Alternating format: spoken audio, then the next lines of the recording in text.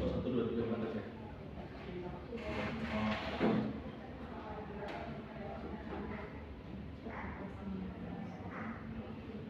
Oke, kita mulai kembali spinning wheel-nya. Silakan.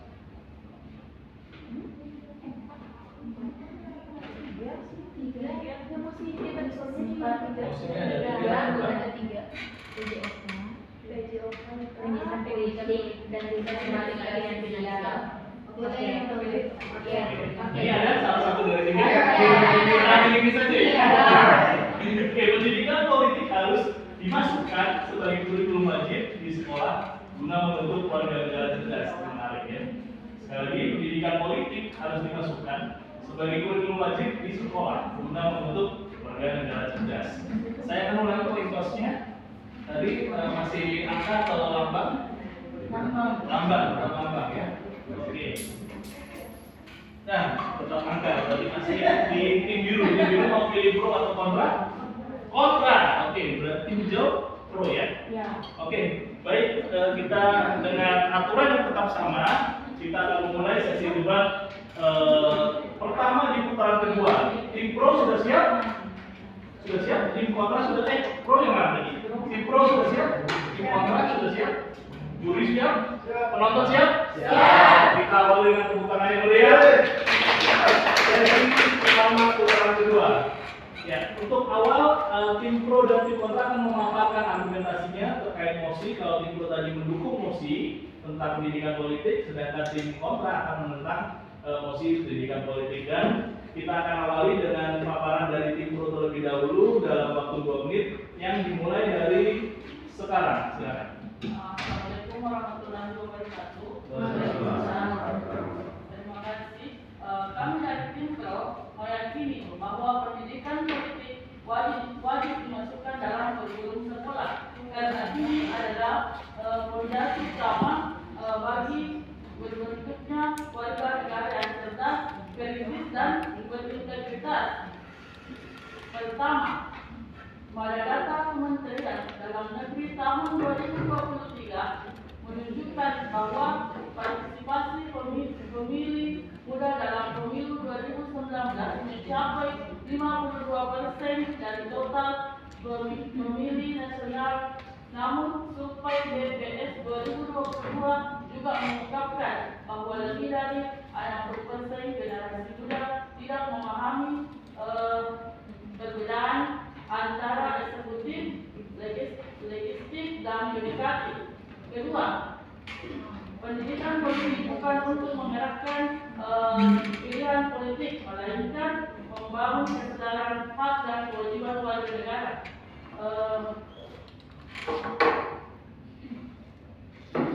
Ketiga, pendidikan politik sejalan dengan tujuan utama kurikulum merdeka, yaitu membentuk profil pelajar Pancasila, pelajar yang bernalar kritis, berintegritas dan berpartisipasi aktif dalam kehidupan demokratis. Ya.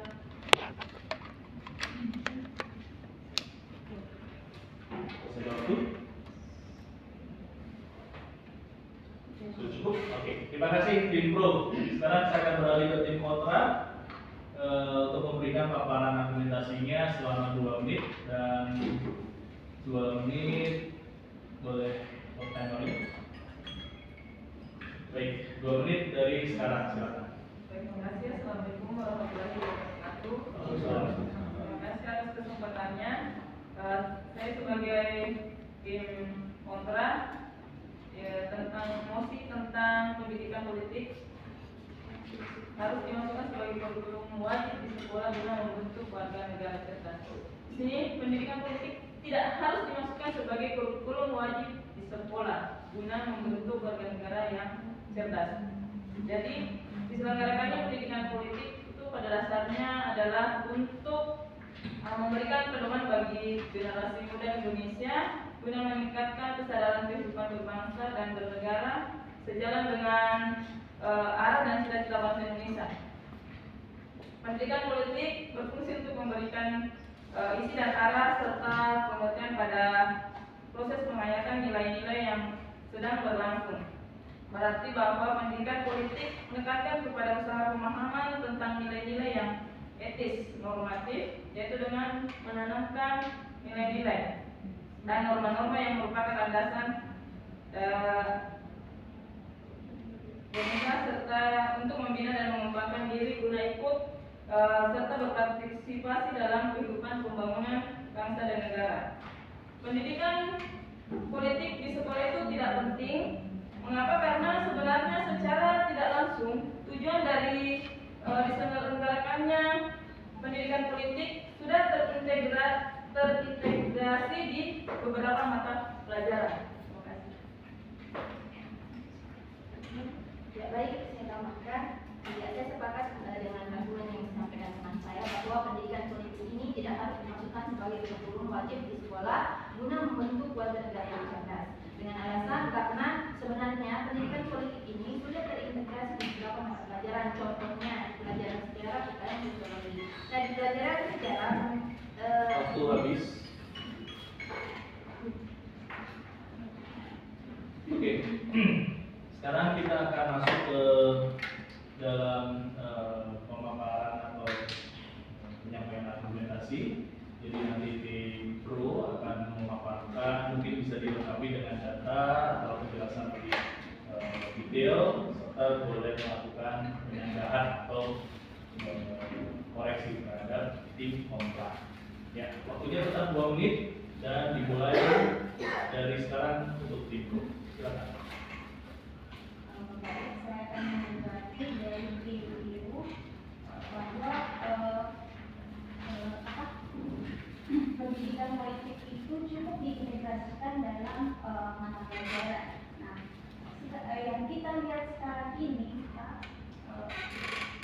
itu sudah terintegrasi dengan mata pelajaran. Tapi pada hakikatnya kita melihat ternyata korupsi itu tetap merajalela di negara kita. Maka dari itu kami dari tim Pro, bagaimana jika pendidikan tentang korupsi ini dimasukkan menjadi sebuah menjadi kurikulum wajib, sehingga ini akan lebih menekankan kepada siswa ketika menjadi kurikulum yang wajib.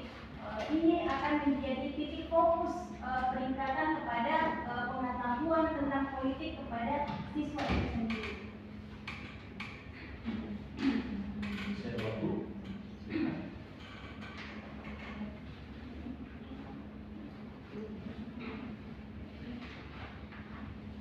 Jadi dengan adanya pendidikan politik ini masuk ke ranah kurikulum, ini akan lebih terstruktur ya. Jadi akan terstruktur sehingga ketika dia hanya terintegrasi dengan mata pelajaran tertentu, ini akan lebih mendukung pemerintah dalam mengurangi korupsi di negara kita seperti itu.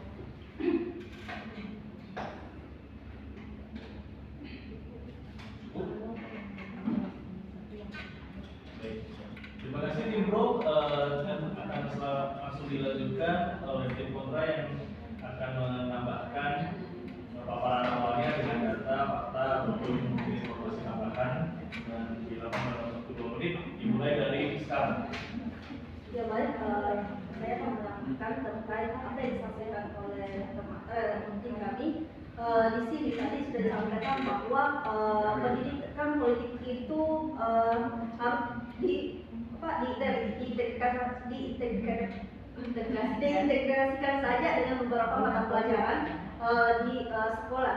Nah, terkait dengan apa yang disampaikan oleh tim Pro bahwa ini wajib pendidikan politik itu wajib dijadikan sebagai kurikulum wajib di sekolah. Nah, bagaimana dengan tingkat sekolah dasar? Bagaimana penerapannya di sekolah dasar untuk penerapan pendidikan politik itu sendiri. Kemudian yang kedua, selain diintegrasikan, ini juga menambah alokasi waktu untuk membuat anak didik dan guru menambah dengan adanya penambahan alokasi waktu itu menambah beban ke muridnya juga, ke gurunya juga.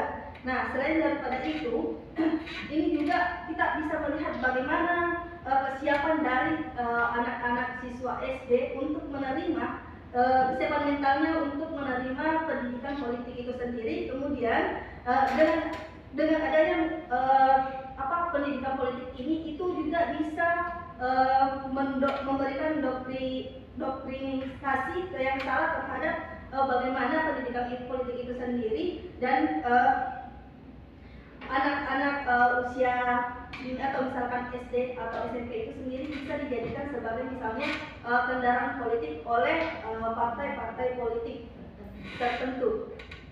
Mungkin ada yang mau ditambahkan? Iya, sedikit menambahkan dari apa yang disampaikan saya, katakan bahwa pendidikan politik ini tidak harus dimasukkan sebagai kurikulum wajib di sekolah. Oke, terima kasih. Kita masuk ke debat rebutan ya. Jadi nanti dalam hitungan ketiga, saya akan beliau babak 1, 2, 3. Silakan langsung mengangkat bendera untuk melakukan penyanggahan ataupun pemaparan dari sisi pro maupun kontra. Ya, nanti masing-masing sanggahan atau pemaparan untuk debat rebutan ini hanya 1 menit saja, dan bisa antara nanti kalau misalkan dari satu tim mau melakukan sanggahan lagi setelah satu sanggahan selesai, maka bisa langsung siapkan benderanya. Oke, sudah siap untuk debat rebutan? Baik, saya akan beri aba-aba 1, 2, 3. Baik, tim kontra silakan. 1 menit dari sekarang. Baik, saya akan menyampaikan argumen kami bahwa kenapa pendidikan politik ini tidak wajib untuk dijadikan sebagai kurikulum itu, karena kenapa? Salah satunya di Kabupaten Pangkep sendiri, salah satu partai politik itu mengadakan seminar-seminar atau workshop terkait dengan pendidikan politik untuk tingkat SMA. Nah, itu salah satu yang melakukan workshop terkait dengan bagaimana pendidikan, bagaimana anak sebagai pemula untuk menjadi pemilih yang cerdas dan tidak dijadikan sebagai alat kampanye dan lain sebagainya. Cukup. Iya.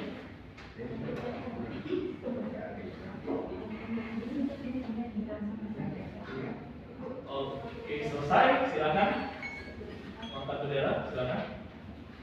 Oke, tim pro silakan. 1 menit dari sekarang. Baik, saya tadi katakan bahwa dengan mengintegrasikan pendidikan politik itu ke mata pelajaran dan mengikutkan siswa SMA ke workshop tentang politik, saya kira itu tidak cukup sebagai dasar bahwa anak-anak ini sudah bisa ilmunya tentang politik berbeda ketika dia dimasukkan dalam sebuah kurikulum. Itu akan terstruktur ya, jadi ada dasarnya, apa yang perlu, dasar-dasar apa yang perlu diketahui oleh siswa. Kalau itu dimasukkan mulai dari sejak SD, SMP atau SMA, ini akan lebih terstruktur sehingga ketika dia dimasukkan dalam sebuah kurikulum, maka ini akan sangat membantu pemerintah. Saya kira seperti itu. Oke, 1 menit dari sekarang.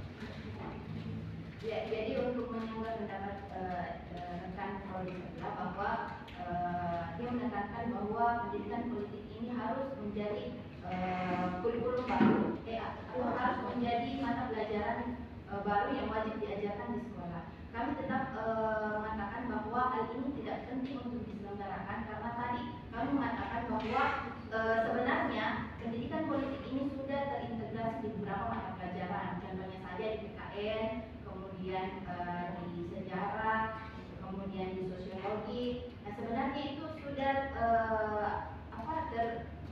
pembelajaran pendidikan politik itu sudah ada di dalamnya di situ. Kemudian tadi teman memberikan data bahwa setiap akan diadakannya pemilihan umum, terkadang ada beberapa yang datang ke sekolah untuk Silakan. Mau angkat bendera lagi? Dapat tambahan 1 menit, silakan. Mulai 1 menit dari sekarang. Oke, baik, saya lanjutkan terkait dengan apa yang disampaikan oleh tim kami terkait dengan pendidikan politik itu biasanya dari KPU atau dari KPU itu datang ke sekolah-sekolah untuk ketika misalkan sekolah itu sudah ada pemilihnya datang mensosialisasikan bagaimana menjadi pemilih yang misalnya yang baik, kemudian memilih sesuai dengan hati nurani bukan berdasarkan apa yang didoktrinkan kepada anak atau siswa tersebut. Selain daripada itu tadi yang workshop itu dilakukan oleh Partai Golkar di wilayah kami, sasarannya itu siswa-siswa SMA. Nah itu. Maka dari itu kami menganggap bahwa pendidikan politik ini tidak harus dimasukkan sebagai kurikulum wajib di pendidikan sekolah karena sebenarnya tidak terintegrasi di beberapa mata pelajaran dan beberapa Beri tepuk tangan dulu. Sudah mulai angkat lagi ya sekarang ya. Tapi sudah, mohon maaf, sudah 4 orang tadi yang mengangkat bendera, jadi kita selesai di babak debat pembukaan dan kita akan masuk ke dalam penutupan argumen yang akan dimulai nanti oleh tim kontra dan kemudian terakhir tim pro yang akan memberikan pro. Jadi waktunya akan diberikan 2 menit untuk tim kontra terlebih dahulu memberikan argumen penutup dan nanti dilanjut di tim pro. Untuk tim kontra silakan waktunya 2 menit dari Sang. Baik, terima kasih. Terkait dengan pendidikan politik harus dimasukkan sebagai kurikulum wajib di sekolah guna membentuk warga negara yang cerdas. Itu kami tetap menentang karena kenapa hal tersebut pendidikan politik itu bisa diidentifikasikan dengan mata pelajaran. Kemudian ada beberapa mitra yang bisa memberikan terkait dengan pendidikan politik.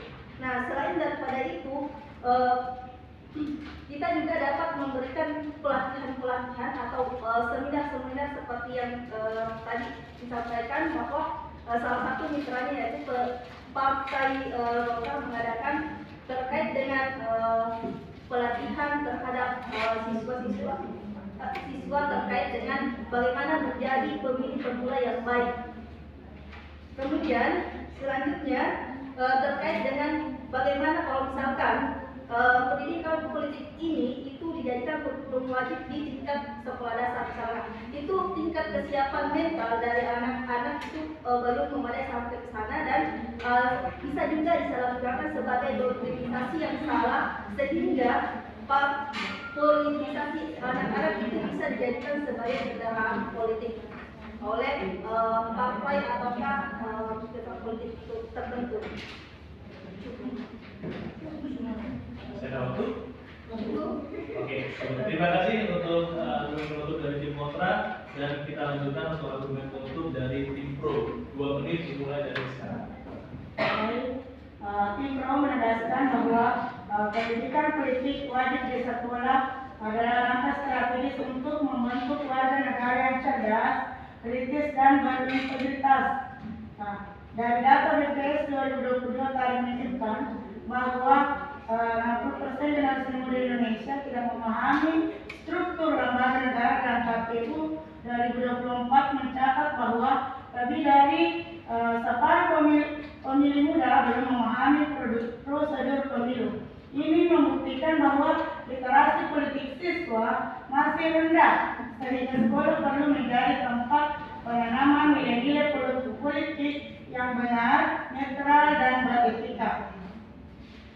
Tanpa pendidikan politik yang terstruktur di sekolah, generasi muda akan mudah dipengaruhi, tidak kritis dan lemah dalam memahami hak-hak kewarganegaraan. Dengan pendidikan politik wajib, sekolah menjadi wadah mencetak warga negara yang cerdas, kritis dan beretika. Pendidikan politik di sekolah tidak mengajarkan politik praktis, melainkan pendidikan kewarganegaraan modern yang berlandaskan Pancasila, Undang-Undang Dasar dan nilai-nilai demokrasi. Pendidikan politik wajib adalah investasi jangka panjang untuk mencetak generasi yang cerdas, anti-hoax, kritis dan bertanggung jawab. Terima kasih. Cukup. Pak. Baik, terima kasih tim kontra. Pro, belum memberikan argumentasi penutupnya. Aku bakal terima peserta. Makin lama makin hangat, gitu ya. Sudah hampir panas tadi, tapi ternyata terbatasi waktu. Dan sekarang kami akan mengundang kembali tim juri untuk memberikan feedback konstruktif atau materi konstruktif kepada para peserta. Boleh Pak Adi, silakan. Oke, ya pertama menanggapi dari kedua tim dulu sudah cukup baik secara umum untuk memberikan pandangan dan stand yang jadi sangat jelas mana yang pro mana yang kontra. Yang pertama dari tim biru di topik yang ini secara umum ya saya lihat kurang memahami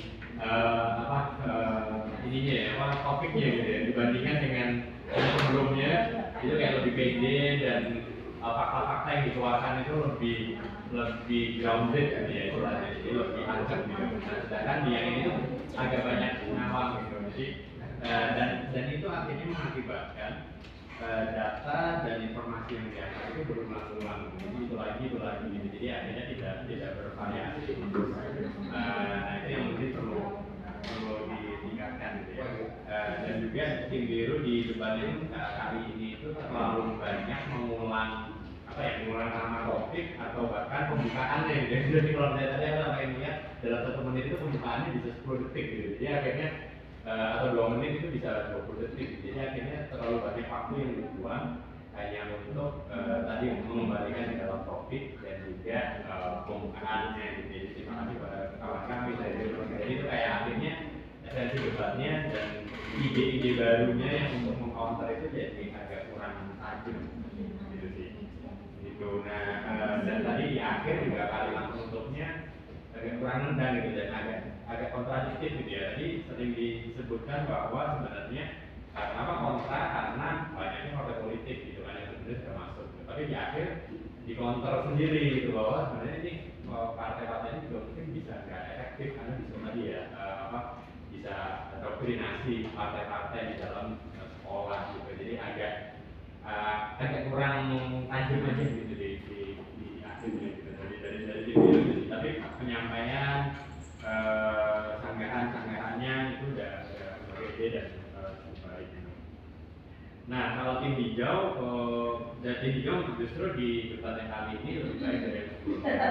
Jadi lebih pertama kali saya tadi mencatat poin sangat penting banget dan itu sangat grounded itu adalah men-challenge status quo gitu kan.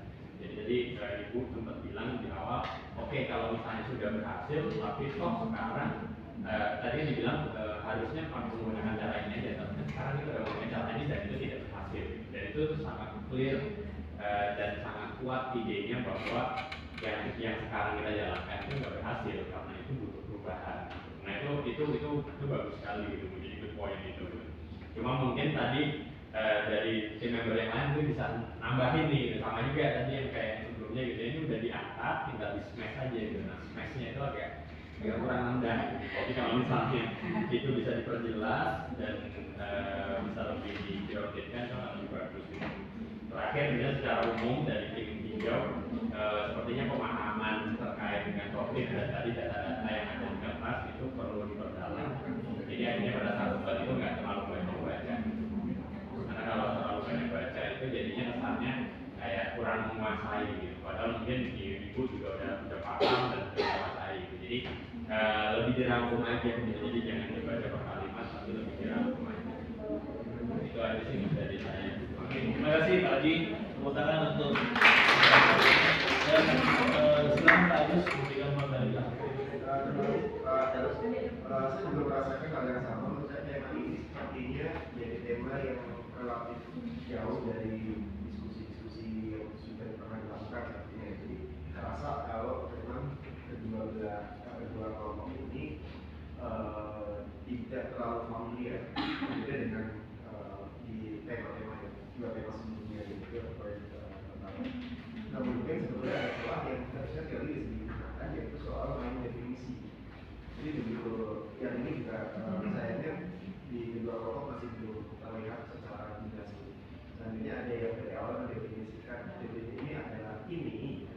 sehingga tim lawan akan kesulitan untuk menyerang gitu. Karena tim yang lebih dulu memanfaatkan selalu mendefinisikan sesuatu bisa menguasai medan pertempuran. Itu secara kedua belah kedua kelompok. Saya ke tim dulu, saya juga merasakan hal yang sama dengan tadi. Saya merasakan bahwa yang masih menunggu di luar kelas energi yang lebih positif digunakan dan itu saya sangat apresiasi.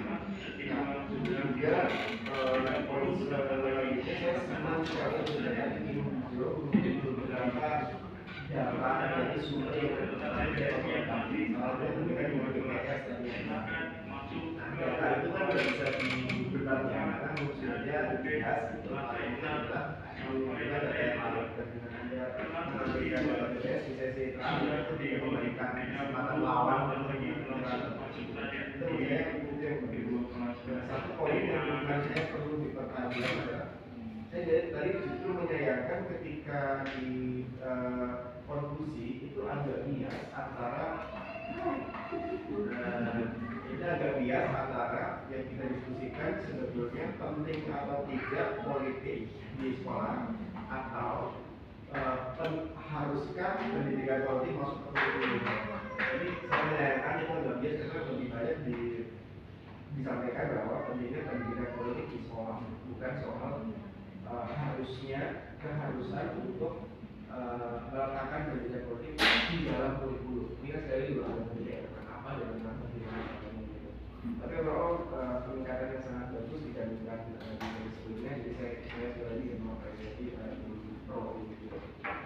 Kemudian yang untuk tim biru satu hal juga yang saya sepakat dengan Mas Aji soal tadi semesternya konklusinya itu kurang nandang gitu. Itu yang pertama. Kemudian yang kedua, tadi sebetulnya banyak banget hal yang positif ketika memang mencontohkan kejadian di sekolah. Ada KPI hadir, ada KP hari ini gitu. Namun saya melihat justru contoh-contoh yang dihadirkan itu ada kontradiksinya. Satu jadi bilang KP hadir itu bagus, gitu. Tapi di lain kesempatan di sesi yang selanjutnya bilang partai politik hadir itu mengkhawatirkan karena bisa jadi itu dari kampanye tersebut atau terpredasi gitu. Padahal harusnya menjadi salah satu angle sekali lagi untuk menguatkan dan mendukung argumen tim biru sebagai tim yang kontra atas mosi yang kita jadikan sebagai materi utama. Tapi sekali lagi overall terima kasih sekali untuk diskusi dan sebabnya saya juga banyak jadi terima kasih juga. Baik, terima kasih kepada juri atas umpan baliknya. Semoga ini bisa menjadikan pembelajaran buat kita yang bisa refleksikan akan sudah kita alami sepanjang sesi debat kali ini. Semoga memberikan insight-insight baru dan pembelajaran baru buat kita semua. Sekali lagi tepuk tangan untuk tim pro dan kontra, tim N2R. Dan kemudian sekali lagi kita bisa salaman dulu setelah debat biar lanjut lagi. Silakan.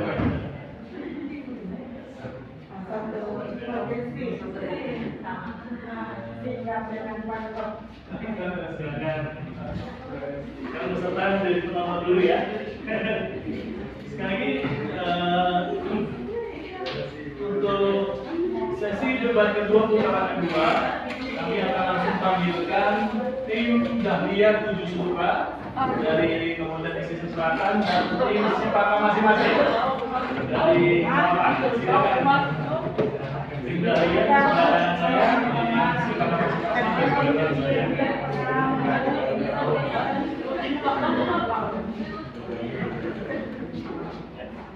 Baik, silakan untuk awal kami beri waktu untuk perkenalan diri terlebih dahulu. Dari tim Dahlia yang juga silakan perkenalkan diri untuk anggota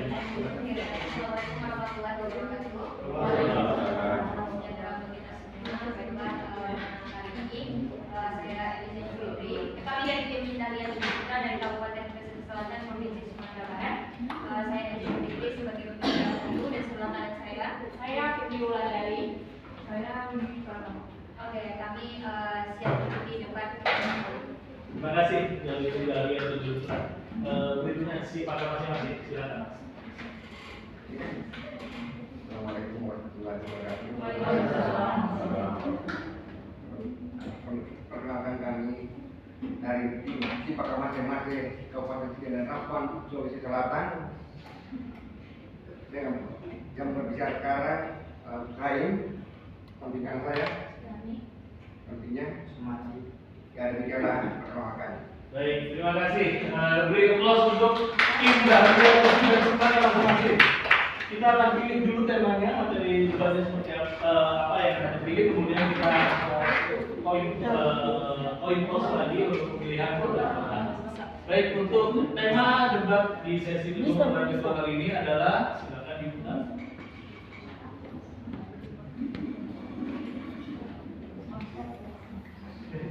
Wah. Kurikulum PJOK, pendidikan jasmani olahraga dan kesehatan, perlu dirombak agar lebih menekankan edukasi gizi, kesehatan mental, dan kebiasaan sehat dalam pembelajaran. Sekali lagi, kurikulum PJOK perlu dirombak agar lebih menekankan edukasi gizi, kesehatan mental, dan kebiasaan sehat dalam pembelajaran. Oke, ini menjadi mosi yang akan kita perdebatkan. Dan kita akan koin toss lagi. Itu angka dalam logo, angka atau logo. Jadi angka ya. Mau tidak mau? Oh tidak lupa, belum. Oke. Jadi yang terpilih adalah logo. Mau pro atau kontra? Pro. Sudah ya tiga. Oke, berarti tim Dahlia akan memilih menjadi tim pro dan tim Sipaka masing-masing yang akan menjadi tim kontra. Oke, seperti aturan yang sama, kita akan ada 4 babak. Pertama adalah paparan argumentasi pertama, argumentasi awal, kemudian ada debat argumentasi, kemudian ada debat rebutan, dan terakhir adalah penutup argumentasi.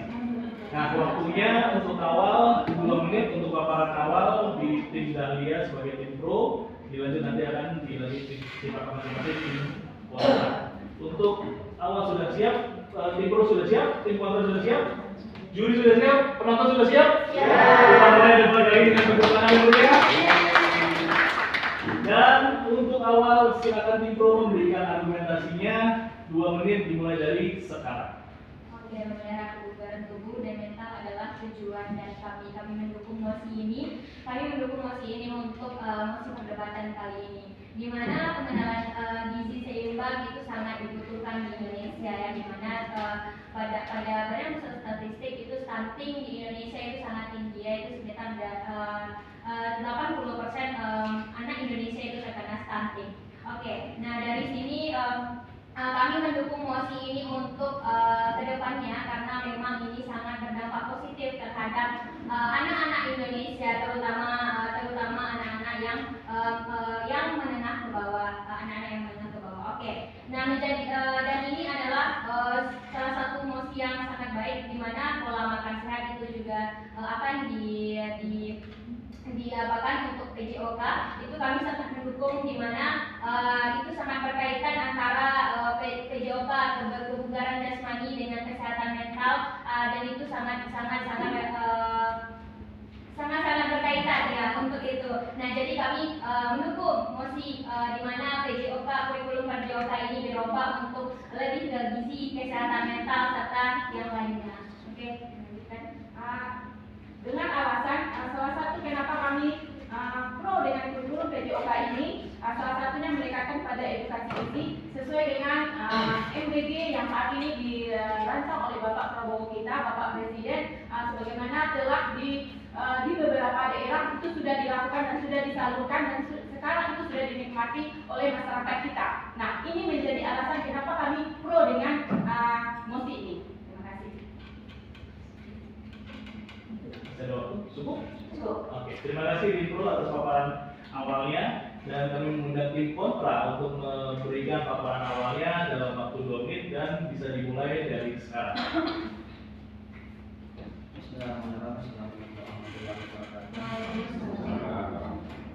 Jadi saya akan memaparkan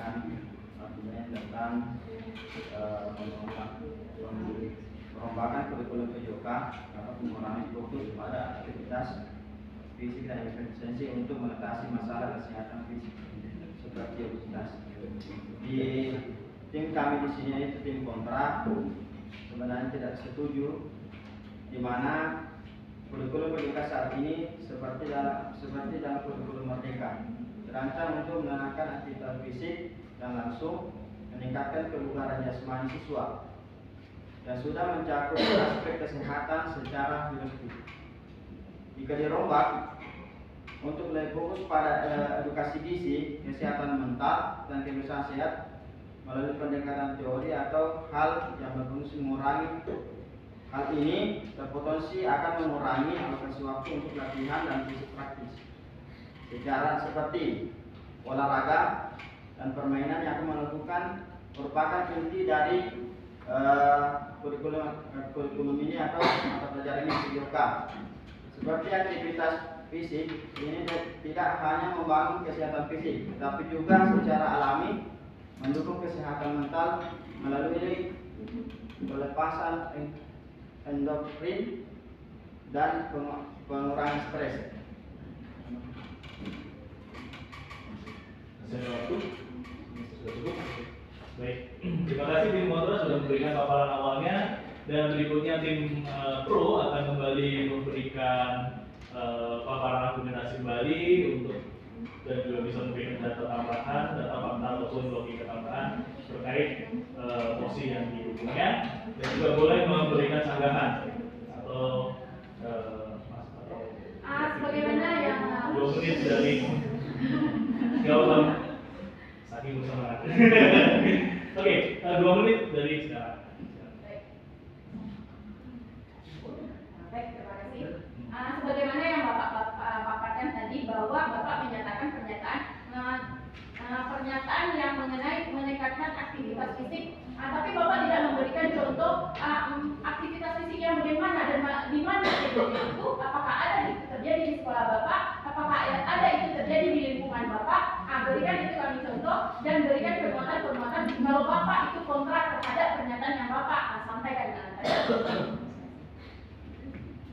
Oke, baik, saya akan meluruskan dari tadi di mana pada tim kontra yang kami hormati, di mana di sini kan tadi tim kontra menyatakan bahwa olahraga itu lebih kepada aktivitas fisik saja. Nah, kalau misalnya itu dibangun kepada dibuat kepada untuk kesehatan mental atau gizi seimbangnya, itu akan merupakan titik fokus dari aktivitas fisik tersebut. Nah, jadi saya ingin meluruskan di sini pada mata kuliah PJOK itu sudah ada mata kuliah tentang gizi. Nah, di sana itu tidak apa-apa untuk direalisasikan di sekolah agar itu dapat berjalan dengan baik. Nah, itu tidak hanya ditekankan untuk guru PJOK saja. Kita bisa meminta mitra-mitra yang lain seperti ahli gizi untuk datang ke sekolah itu untuk memberikan wewenang mereka tentang gizi-gizi yang ada itu tergantung kerjasama dari sekolah menjadi. Oke, baik. Terima kasih dari yang terhormat dan tim kontra yang kami banggakan. Sudah cukup? Oke, terima kasih tim pro, dan kami berikan kembali kepada tim kontra untuk memberikan argumentasinya dilengkapi dengan data yang tambahan. Silakan 2 menit dari sekarang. Terima kasih. Melihat dari pendidikannya, dia wajah pani. Oh, olahraga kalah kesehatan. Ini sudah ada keseimbangan. Diatur dalam kurikulum. Kenapa lagi mau difokuskan lebih beratkan kepada gizi? Banyak orang sudah makin kurang kerestoran berat, justru itu yang banyak melahirkan penyakit. Kurangnya peredaran darah. Ya, untuk sementara. Mungkin ada tambahan dari saya. Jadi yang pertama, struktur kurikulum dari kami dari tim kontra berpendapat bahwa perombakan kurikulum PJOK bukan solusi yang tepat, melainkan yang dibutuhkan adalah penguatan implementasi kurikulum yang ada. Pertama, struktur kurikulum Merdeka saat ini sudah memuat aspek gizi, kesehatan, dan kebiasaan hidup sehat melalui proyek penguatan profil pelajaran Pancasila, khususnya tema gaya hidup berkelanjutan dan kesehatan mental. Jadi sebenarnya tanpa merombak PJOK pun nilai-nilai tersebut sudah bisa diintegrasikan. Kedua, dari data Kementerian Kesehatan tahun 2023 disebutkan bahwa tingkat aktivitas fisik anak usia sekolah di Indonesia menurun hingga 34% dibanding 2018. Artinya, tantangan tersebut justru ada pada pembiasaan olahraga rutin, bukan pada teori gizi atau kesehatan mental. Bila kurikulum PJOK dirombak dengan menambah banyak teori, justru akan kehilangan waktu bergerak yang aktif menjadi inti dari mata pelajaran PJOK itu sendiri. Ketiga, dari hasil survei Pulisjak Kemendikbud 2022 ditentukan bahwa hanya 47% guru PJOK yang memiliki kompetensi tambahan di bidang gizi dan kesehatan. Terima kasih. Selamat. Terima kasih.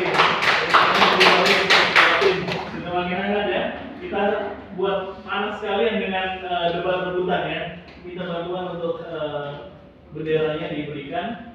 Tim pro warna biru, tim kontra warna kuning. Jadi debat rebutan masing-masing akan memberikan sanggahan kepada timnya dan memperkuat argumennya masing-masing dalam waktu sahanya 1 menit. Dalam debat rebutan hanya ada 4 argumentasi yang akan dimunculkan dan dimulai nanti ketika saya memberikan apa 1, 2, 3 langsung siapa menaikkan benderanya dan setiap satu orang selesai silakan langsung cepat angkat bendera saja. Jadi langsung saja ditanggapi, gitu ya. Nanti saya akan memilih siapa yang lebih dahulu menaikkan benderanya. Oke, kita bisa mulai debat rebutan dalam 1, 2, dan 3. Ya, oke, silakan. Kita lebih dahulu, silakan 1 menit dari sekarang. Assalamualaikum warahmatullahi wabarakatuh. Kami menolak perombakan kurikulum PJOK secara besar-besaran. Yang lebih penting adalah optimalisasi pelaksanaan PJOK yang sudah ada, peningkatan pelatihan guru dan kolaborasi lintas mata pelajaran agar edukasi dan kesehatan mental bisa tetap berjalan tanpa mengubah struktur kurikulum. Jadi, PJOK seharusnya fokus pada pembentukan kebugaran jasmani dan karakter disiplin, bukan menambah beban teori. Kurikulum yang tidak perlu dirombak tapi cukup diperkuat pelaksanaannya.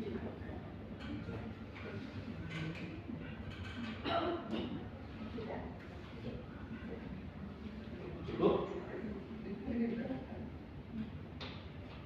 Tidak ada tambahan lagi? Sudah cukup ya? Oke, silakan langsung saja tim pro balas sanggahan. Silakan. 1 menit dari sekarang. Ya, kita kembali ke musik. Kurikulum PJOK perlu dirombak akan meningkatkan edukasi gizi, kesehatan mental dan kebiasaan sehat dalam pembelajaran.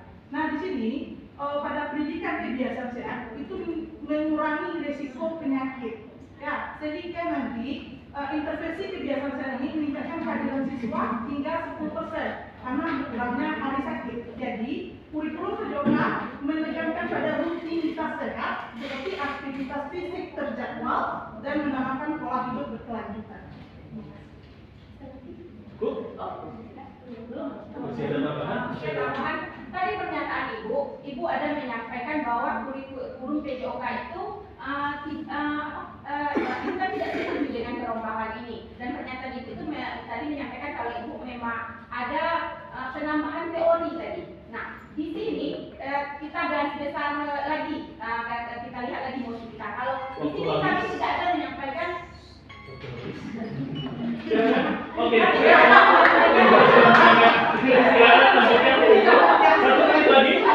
Kami tidak ada menyampaikan hal itu, perubahan itu untuk penambahan teori yang semakin luas. Tapi kami menekankan pada yang disampaikan oleh rekan saya tadi. Ya, lebih kepada kesehatan mental, kemudian edukasi gizi seperti yang dilaksanakan Bapak Prabowo dan kegiatan hidup sehat seperti yang gerakan Pak Senam Indonesia Sehat itu adalah salah satu implementasinya pada kurikulum PJOK itu. Kalau seandainya nanti ada perlu dirombak gitu, dan itu salah satu implementasinya yang sudah sekarang kita laksanakan. Ada tambahan? Masih ada waktu? Masih ada waktu? Enggak?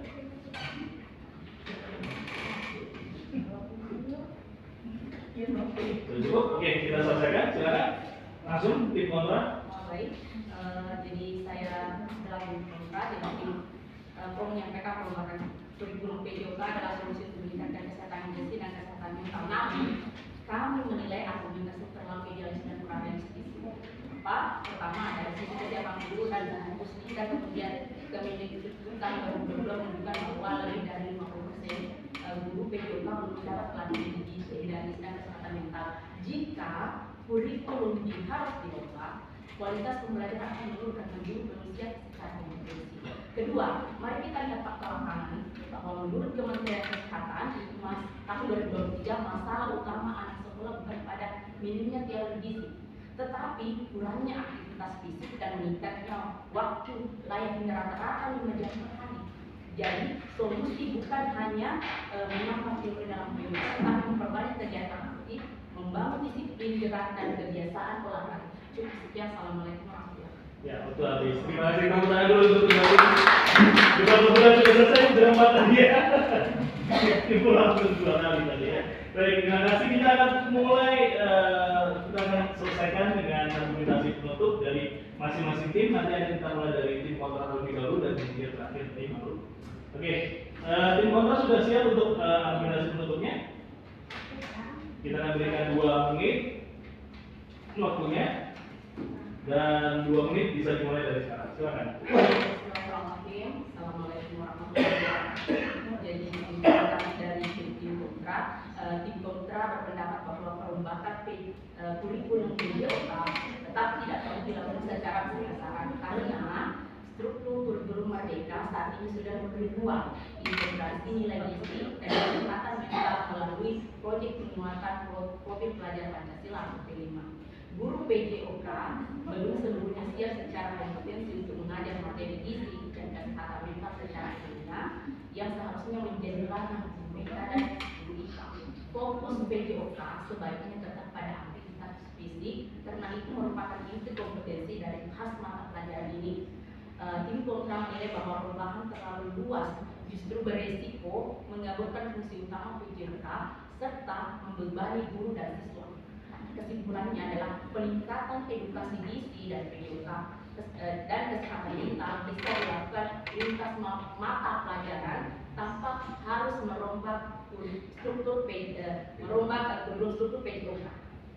Cukup sekian, assalamualaikum warahmatullahi wabarakatuh. Baik, terima kasih tim kontra.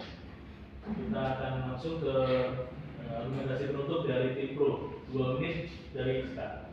Memelihara kebugaran tubuh dan mental adalah tujuan dari kami. Kami tetap mendukung mosi ini untuk kesehatan mental anak-anak Indonesia ke depannya, di mana adanya aktivitas fisik dengan gizi seimbang itu sangat mendukung adanya kesehatan mental, kesehatan fisik dan kesehatan kebugaran jasmani anak-anak kita ke depannya, di mana tim kontra menyatakan bahwa itu merupakan akan membebani guru PJOK. Di pembelajaran mendalam kita sudah memakai itu ada kemitraan, di mana kemitraan kita akan memakai ahli gizi di dalamnya. Sekolah akan bekerja sama dengan orang-orang ahli gizi atau orang-orang puskesmas yang bisa untuk di bidangnya tersebut. Nah, kami tidak menekankan ini kepada teori, di mana kami lebih ke prakteknya langsung, di mana antara gizi dengan aktivitas fisik itu adalah suatu kebutuhan yang seimbang, itu tidak bisa dipisahkan satu sama lain. Dan tentunya program ini sudah didukung oleh program-program Bapak Presiden kita, Bapak Prabowo. Seperti yang kita ketahui, MBG dan Senat Indonesia Sehat yang sudah dicanangkan di sekolah-sekolah seluruh Indonesia. Terima kasih. Dan tim kontra yang kami banggakan, terima kasih. Oke, baik, kalau begitu tepuk tangan dulu untuk kalian. Menarik sekali atas simpulan ataupun debat yang dilakukan, dan sangat semakin lama semakin hari ini kalau kita teruskan bisa pagi. Asal nggak angkat-angkat kursi ya. Ini yang kita jaga. Iya, kita coba untuk berikan pelajaran untuk yang di luar sana. Ketika debat boleh panas, tetapi kepala tetap dingin. Ya. Baik, Bapak Yuli, boleh minta umpan balik konstruktifnya kepada kedua belah tim. Silakan. Terima kasih. Saya sangat mengapresiasi kedua kelompok karena menghadirkan dua argumen yang saling serang. Dan sekali saling serang itu bukan hal negatif, dalam main volley yang harus saling smash gitu. Jadi saya mengapresiasi itu. Secara spesifik untuk tim pro, saya sangat senang ketika tadi di awal-awal itu memilih term gizi seimbang sebagai salah satu faktor pada kenapa perubahan PJOK karena gizi seimbang itu memang menjadi isu yang menjadi pembicaraan yang hangat tapi masih banyak diperlukan. Sekaligus sebagai feedback akan sangat menarik kalau misalkan ahli gizi seimbang itu juga dikontraskan dengan terminologi yang mungkin sudah tidak tepat atau ada miskonsepsi. Salah satunya masih banyak sekali orang yang menganggap konsep makan itu 4 sehat 5 sempurna. Kadang-kadang konsep itu kita itu udah ditinggalkan di tahun 92, tapi ternyata di 2020 sekian itu masih ada. Nah, feedback saya adalah itu mungkin bisa dibuat mungkin itu juga satu opsi yang bisa dipakai untuk mengkontraskan dan memperkenal argumen dari kelompok kuning kenapa perubahan PJOK menjadi penting.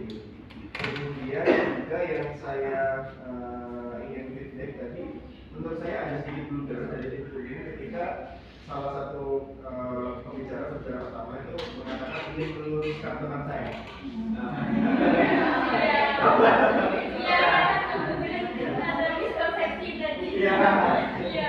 Nah, kata meluruskan itu adalah kata yang harusnya tidak boleh dipakai untuk berkaitan dengan teman satu kelompok kita. Walaupun niatnya memang meluruskan, jadi pemilihan diksi, pemilihan kata itu memang menjadi. Nah, tapi saya hormat juga feedback untuk tim hijau tua tidak mau memanfaatkan blunder yang dipakai. Ini ibarat ada orang main bola, bolanya udah pokoknya ada kiper dan kosong. Kita enggak, jadi jadi kick goal gitu. Sekali lagi karena di konteksnya juga itu adalah opsi yang bisa dipakai oleh tim lawan. Jadi ada tim lawan melakukan blunder, lain pemilihan diksi, pemilihan kalimat, gestur tubuh segala macamnya itu bisa sebagai materi untuk diajar tadi gitu. Saya kembali lagi ke kuning. Tadi juga saya sangat senang dan sangat mengapresiasi ketika tim kuning itu memilih titik tertentu dan tepat untuk menyerang. Saya satu kalimat. Tadi pernyataan ini itu menurut saya sesuatu yang sangat kuat. Jadi yang mau diserang itu yang mana? Yang tadi dikatakan oleh sehingga akan namanya kalau orang bikin bukunya itu bulan itu betul-betul maka dari itu yang tadi saya rasakan. Kemudian tadi juga menyebutkan yang PJOK itu sudah ada porsi gizi. Nah, itu juga menarik, tapi sayangnya tidak dieksplor dengan lebih jauh. Ini untuk feedback dan apresiasi saya secara spesifik ke tim kuning dan tim pro. Kemudian yang untuk tim hijau tua, saya ingin memberikan apresiasi. Ketika tadi tema ini ada, saya berbisik lagi ke Mas Adi, saya bilang gini, wah ini tim kontrak karena semua orang pasti ingin melakukan perubahan. Sebaik apapun sesuatu, ingin mengubah agar itu lebih baik. Apalagi ini ketika mau menunjukkan dan dikaitkan dengan term dan isu yang sekarang sangat populer, kesehatan mental, gizi seimbang, itu kan sesuatu yang sangat setidaknya secara kata, secara diksi di awal saya bilang wah tim kontra pasti akan saling kontra. Tapi ternyata perkiraan saya salah. Jadi tim kontra melakukan perlawanan dengan sangat maksimal dengan memindahkan area pertempuran. Jadi sebenarnya diminta untuk didiskusikan adalah ini mau diubah atau tidak. Jawabannya iya atau tidak kan biasanya. Tim kontra menggeser dunia menjadi soal implementasi. Nah itu menurut saya menarik karena ini hal yang legal, hal yang harus dilakukan dan akhirnya ini tidak bisa dibantah. Kalau bicara soal implementasi, tidak pasti ada kacaunya. Sebagus apapun kurikulum, sebagus apapun pasti aja. Jadi yang dieksploitasi ini oleh kota memuatkan argumen bahwa ini belum saja diintegrasi apa yang itu poin. Kemudian poin kedua, sangat bagus juga ketika mengeksplor diksi atau terminologi dari PJOK tadi disebutkan. Loh ini memang jasmaninya dulu, ini memang olahraganya dulu, ini memang geraknya dulu, ini memang fisiknya dulu yang harus diutamakan. Dan ini didukung oleh data-data yang tadi dinukil, dicuplik dari badan yang memang memiliki otoritas untuk melakukan judgement terhadap pertandingan gerak fisik gitu. Jadi menurut saya ini sangat bagus ya terkait dengan penguatan argumentasi, pemilihan data, kemudian juga diksi PJK gitu. Satu-satunya feedback dari saya untuk tim itu adalah soal pemanfaatan waktu. Menurut saya masih banyak, jadi belum masih banyak waktu yang terbuang sia-sia gitu. Padahal sekali lagi di sisi lawan Anda juga ada user itu harus bisa dimanfaatkan, waktunya dimaksimalkan untuk menyerang balik tim lawan Anda gitu. Terima kasih, saya sangat menikmati tempat ini dan terima kasih. Terima kasih bagus.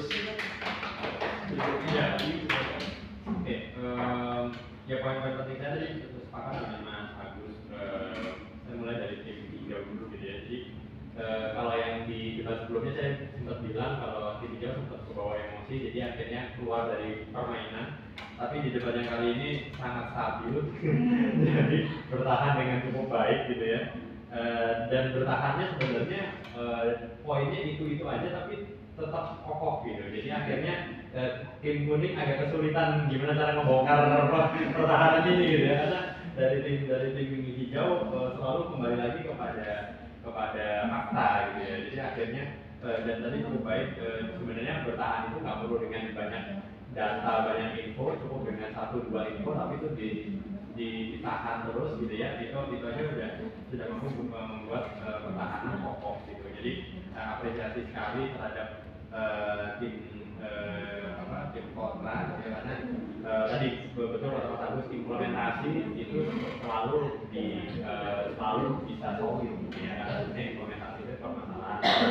Nah di lain pihak tim kuning sebenarnya implementasi itu justru harus diserang. Jadi tadi sebenarnya udah mau mulai nih ya gitu, kayak tapi bukan maksudnya teori, tapi nggak ada gitu. Jadi apa maksudnya nggak ada itu apa gitu. Jadi kayak implementasinya kan tadi kayak memberikan materi itu kan teori lagi gitu. Jadi sebenarnya kan kalau yang bicara soal tim hijau, tim kontra gitu ya, itu kan sebenarnya kita nggak mau teori nih gitu, implementasi dan banyak gerak gitu. Sebenarnya itu bisa dimasukin gitu. Kalau kita nggak mau dulu banyak geraknya, tetap banyak gerak, tapi geraknya ditambahin dengan pengetahuan tentang gizi. Jadi itu akan jauh lebih tajam gitu. Tapi tim kuning akhirnya putar sendiri gitu, gimana ya caranya supaya tetap bisa menyerang gitu kan. Akhirnya terpancing gitu. Nah, jadi makanya poin dari sini adalah tim kuning seperti akhirnya terperangkap oleh pola permainan yang dicoba di setting sama tim hijau gitu. Jadi kena perangkap harusnya agak mundur dulu, kita coba cari cara yang lain gitu. Nah sebenarnya itu bisa tadi benar kata Mas Agus dari awal kita udah bilang sebenarnya tim kontra itu punya poin yang cukup kuat gitu ya, karena tim pro itu cukup kuat karena melawan perubahan. Nah itu harusnya dibuktikan pada saat di awal, pada saat pembukaan. Itu kan tadi udah cukup baik nih gitu, kalau kami melihat bahwa PJK ini harus ada perubahan. Nah tapi belum ada datanya, harus itu ditambahkan. Kenapa perlu diubah? Karena faktanya sekarang oke, tadi siswa banyak bergerak, tapi kok tetap banyak yang sakit misalnya gitu.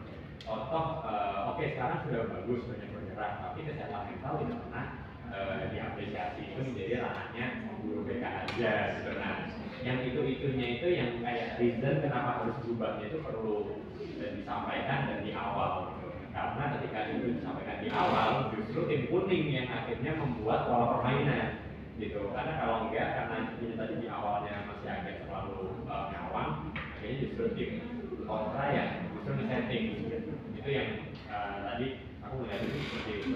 Jadi teori di awal mengapa harus ada perubahan itu harus sangat jelas gitu sih.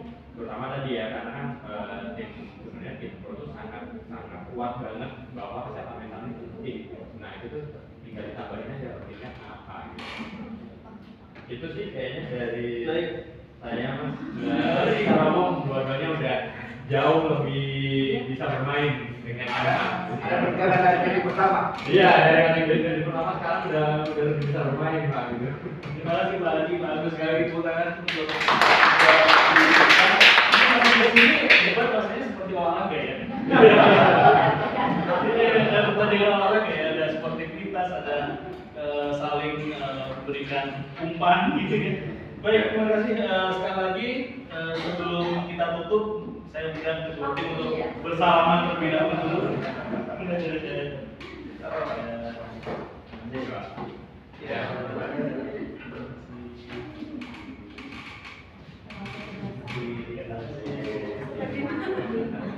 Silakan Pak Ibu, kembali dulu kita akan tutup kegiatan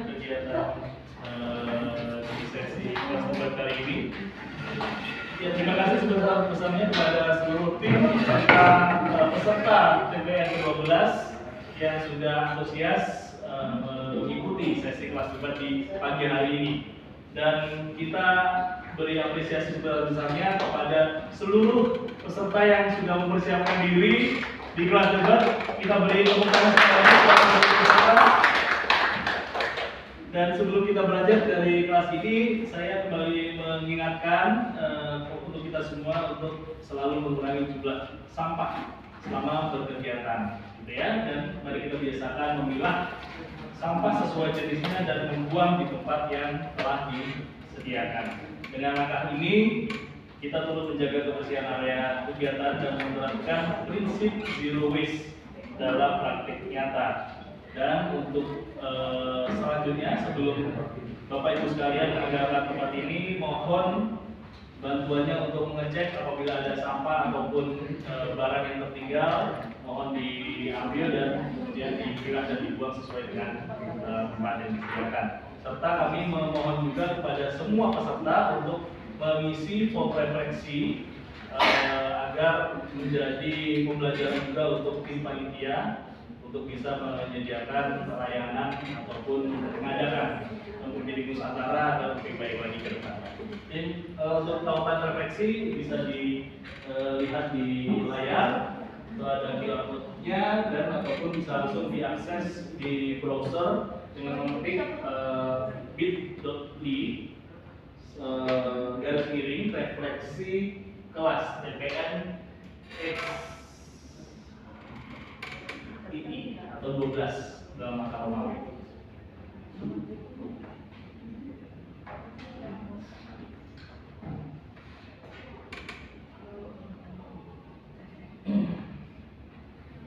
Ya, kalau sudah di scan ataupun diakses, mungkin saya minta perhatian sedikit sebelum mengisi. Jadi kita akan tutup kegiatan kelas debat di pagi hari ini. Terima kasih sekali lagi kepada para peserta. Terima kasih kepada kedua juri kita. Tepuk tangan juga untuk kedua juri kita. Sangat insightful ya sebenarnya. Dan terima kasih pada seluruh penonton peserta yang menonton di kelas debat di siang hari ini. Silakan setelah ini Bapak Ibu sekalian boleh meninggalkan kelas ini dan juga berjelajah di kegiatan Temu Pendidik Nusantara di kelas-kelas yang lain sampai dengan besok di hari Minggu tanggal 12 Oktober 2020. Dan saya dapat bocoran dari panitia, nanti besok itu akan ada acara ada panggung debat spesial. Ya, panggung debat spesial itu kira-kira ada 6, mungkin ya sekitar 6 tim yang nanti akan diundang ke dalam panggung, ke atas panggung debat spesial. Ya, mudah-mudahan 4 tim yang ada di sini diundang semua ya. Amin. Baik, itu saja dari saya. Terima kasih sekali lagi dan mohon maaf atas segala kekurangan.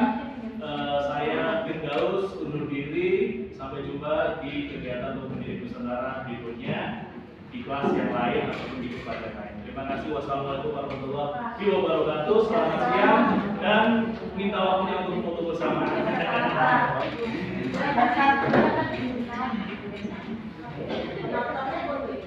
Boleh, penontonnya juga ikut foto. Kita bareng-bareng sama-sama itu. Mungkin di backgroundnya itu saja kali ya, lebih luas, maksudnya lebih luas. Oh, backlight ya dulu ya. Oh ya, backgroundnya sini aja tuh, pas. Di sini nggak apa-apa, di sini aja dari sana fotonya. Silakan Pak Agus. Dari sana fotonya. Iya, dari sana tuh. Oke. Ini dari itu bagian di mana?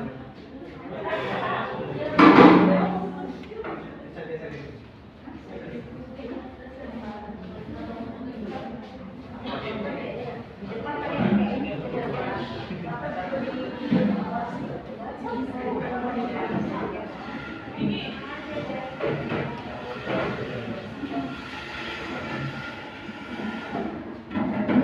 Nah, ini biar lebih ini